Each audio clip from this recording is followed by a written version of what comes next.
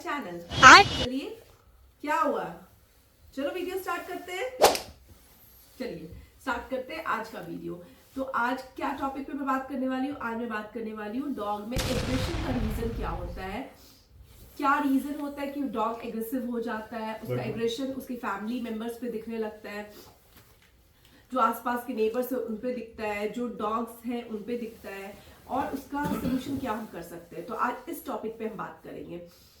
आपको पता है जो डॉग्स होते हैं वो पैक में रहना पसंद करते हैं, और जब भी वो कोई पपी को अपने घर लेके आते हैं, किसी बच्चे को अडॉप्ट करते हैं या लेकर आते हैं, तो उनका जो पैक होता है, यानी हम ह्यूमंस हो जाते हैं।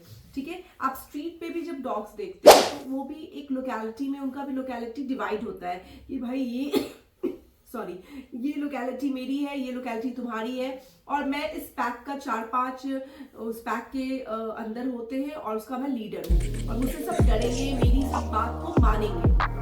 ठीक है, तो डॉग के अंदर इंस्टिंक्ट है पहले से ही, उनके अंदर उनका नेचर का एक पार्ट होता है कि वो पैक में रहना पसंद करते हैं। जब अपने घर पे हम लेकर आते हैं उसे, तो ये हम लोग को अपने पैक का हिस्सा समझता है, और इसी पैक के कारण इनके अंदर एक नेचुरल एक ये है कि मुझे एग्रेशन दिखाना है, और मुझे अपने फैमिली में सबसे टॉप पे रहना है, मुझे डोमिनेट करना है। जो भी मेरे पैक के मेंबर्स हैं उनको वो मेरी बात माने, मैं सबसे सुपीरियर रहूं, मैं अपने घर में सबसे सीनियर हूं और मेरी ही बात माने। अब इससे कैसे हम बच सकते हैं और क्या क्या इसके रीजंस हो सकते हैं। तो सबसे पहला रीजन है कि बचपन में, मैं इसलिए हमेशा कहती हूँ कि आप पपी को सोशलाइज करवाएं। जैसे 3 मंथ्स क्रॉस करता है पपी, उसके बाद उसके एक रूटीन में होना चाहिए कि मतलब ये नॉर्मल होना चाहिए कि नए डॉग से मिलना या किसी ह्यूमन से मिलना, उसके लिए कोई टास्क जैसा नहीं होना चाहिए कि मतलब आप कभी उससे इंटरेक्ट मत करवाओ किसी ह्यूमन से, किसी डॉग से, और सडनली जब कोई मिलेगा तो वो अपना एग्रेशन दिखाएगा, वो अटैक करेगा। तो ये हमें ध्यान रखना है कि जब भी पपी 3 मंथ का सारी उसकी जो वैक्सीनेशन कंप्लीट हो जाती है, आफ्टर दैट आप उसे पार्क में ले जाओ। मैंने प्रीवियस वीडियोस में भी आपको बताया है, आप पार्क में ले जाओ, वहां पे जो और भी डॉग्स लेकर आते हैं उनसे उसको इंटरेक्ट करने दो, प्यार से खेलने दो। इससे क्या फायदा होगा कि आपके डॉग के लिए, आपके यहाँ कोई गेस्ट आते हैं, आपके फ्रेंड आते हैं, तो इट्स नॉर्मल कि उसे पता है कि भाई ह्यूमन से लोग का आना जाना, तो उसके लिए ये क्या होगा, ये रेडी है पहले से।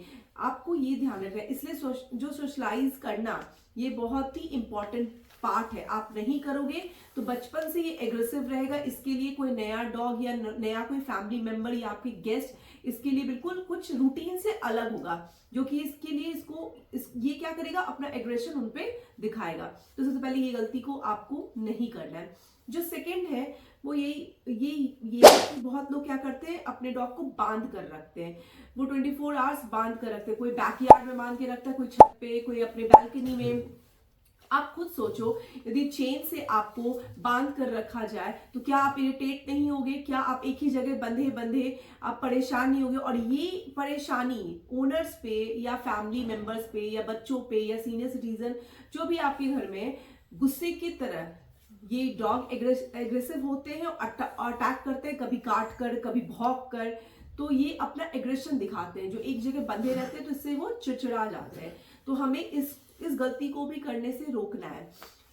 तीसरा जो बहुत इंपॉर्टेंट ये कि आपको क्या करना है, एक सही एज पे, यदि मेल डॉग है और उसके टैंट्रम्स बहुत ज्यादा है, उसके मूड स्विंग्स होते हैं, वो भौंकता है, वो काटता है, वो अटैक कर रहा है, तो आपको क्या ध्यान रखना है, आपको उसके टेस्टिकल्स को रिमूव करवा देना है। क्योंकि क्या होता है कि कभी कभी हमारे बॉडी में हार्मोन्स के इम्बैलेंसमेंट की वजह से भी मूड स्विंग्स होते हैं, चिड़चिड़ापन होता है, गुस्सा होता है। तो आप एक सही समय पे आप अपने मेल डॉग को स्टरलाइज भी करवा सकते हो। ये एक बहुत ही बेस्ट ऑप्शन है। आप अपने वेट से मिलकर उनसे कंसल्ट करके और सही एज पे आप करवा सकते हो, कोई इशू नहीं है।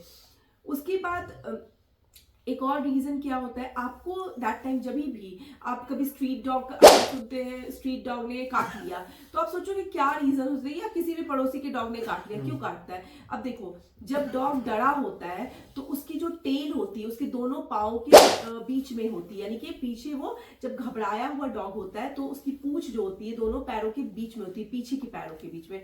तो आप जब ऐसे किसी डॉग को देखो तो आप समझ लो कि वो घबराया हुआ है। दैट टाइम आप जाके हक मत करो उसको, या प्यार मत करो, क्योंकि वो आपका अप्रोच ऐसा करना उसे और डराएगा, क्योंकि वो ऑलरेडी डरा हुआ है। तो आपका अप्रोच दैट टाइम कुछ अलग होना चाहिए। आपने यदि उसकी हेल्प भी करनी है तो कुछ अलग तरीके से आप करो, क्योंकि आप बिल्कुल जाके हक कर लोगे या उसके सर पे हाथ फेरोगे तो मे भी हो सकता है उसके अंदर वो पहले से डरा हो और वो उस डर को आप पे एग्रेशन के तौर पे निकाल दे, आपको काट दे, आपको हार्म पहुंचा दे। तो ये आपको ध्यान रखना है। जो एक बहुत इंपॉर्टेंट है, ये सब तो सारे हो गए रीजन एग्रेशन के, कि क्यों रीजन, क्या क्या रीजंस है, ठीक है। एक और एक नोट है, जब भी कोई भी डॉग आपके घर का या आपके बाहर का आप पे एग्रेशन शो करे ना, आप पे ऐसा दिखाए कि वो आप पे चढ़ जाएगा, आपको काट खाएगा, दैट टाइम आपको अपने बॉडी जो डर है उसको कंट्रोल करना होगा आपको। और आपको बिल्कुल नहीं लगने देना ऐसा कि आप उससे डर रहे हो, क्योंकि आप यदि ये शो कर दोगे डॉग को कि मैं तुमसे डर रहा हूं, क्योंकि उसको यही करना है, आपको डराना है, क्योंकि उसने वो पैक का उसको हेड बनना है। तो आपने क्या करना है, आपको डरना नहीं है, क्योंकि आपके बॉडी लैंग्वेज से डॉग समझ जाएगा कि भाई ये तो मुझसे डर गया, मैं इसको डोमिनेट कर सकता हूं और मैं हेड ऑफ द मेंबर हूं, हेड ऑफ द पैक हूं। तो आपने वहां पे अपने बॉडी लैंग्वेज को कंट्रोल करना, आपके डर को कंट्रोल करना, आपको बिल्कुल भी डरना नहीं है। अब सोल्यूशन क्या क्या कर सकते हैं? सबसे मोस्ट इंपॉर्टेंट जो हम ध्यान नहीं देते इंडिया में, यदि आपको लग रहा है कि वो बहुत टैंट्रम है, बहुत टैंट्रम दे रहा है डॉग, बहुत नॉटी है नेचर का, तो आप क्या कर सकते हो, आप ट्रेनिंग करवाओ अपने डॉग की। ट्रेनिंग को इंडिया में लोग लग्जरी के रूप में लेते हैं, अरे अरे बहुत पैसे है ट्रेनिंग करवाने, नहीं, ऐसा नहीं है। Training is a part of एक, यदि आपका डॉग बहुत नॉटी है तो आप क्या कर सकते हो, उसको प्रॉपर वे में ट्रेनिंग दे सकते हो, उसकी जो एग्रेशन है उसको कंट्रोल कर सकते हो प्रॉपर वे में, उसका जो नेचर उसको चेंज कर सकते हो टाइम के साथ, उसको ओबीडियंस का गाइडलाइन बता सकते हो, जो उसके भी जहां भी वो ट्रेनिंग आप करवाओगे उनको आप बता सकते हो कि भाई ये उसके साथ प्रॉब्लम है, तो इसका सोल्यूशन वो आपको बताएंगे, और प्रैक्टिस करते करते लेटर ऑन ये ठीक हो जाएगा।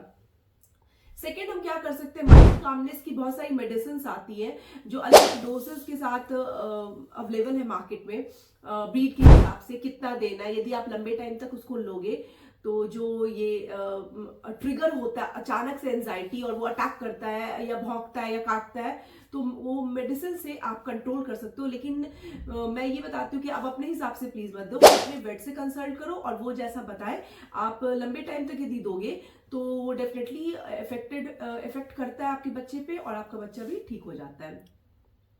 जो थर्ड है वो ये रीजन, ये आपको मतलब सोल्यूशन है कि आपको देखना है कि बच्चा सोशलाइज हो और ओबीडियंस, ये जो प्रैक्टिस है आपको बार बार करते रहना है, क्योंकि आप जरा सा भी चूकेंगे किसी भी चीज से, जैसे कि आपने इग्नोर कर दिया, कभी किसी को उसने घर पे अटैक कर दिया, आपने इग्नोर कर दिया कि अरे कोई बात नहीं, बच्चा है, नहीं, आपको दैट टाइम ही एक्शन लेना, क्योंकि देखो एक पेट के लिए जैसे एक बच्चा होता है वैसे एक पेट होता है, इसके लिए लव एंड डिसिप्लिन, मतलब हैंड इन हैंड आपको लेकर चलना है। जहां आपको लगे कि नहीं ये ओवर एग्रेसिव हो रहा है या ये गलत है, आप वहीं पे उसको रोको, डांट कर, पनिश कर उसको वहीं पे आप समझाओ, देखो वो समझ जाएगा।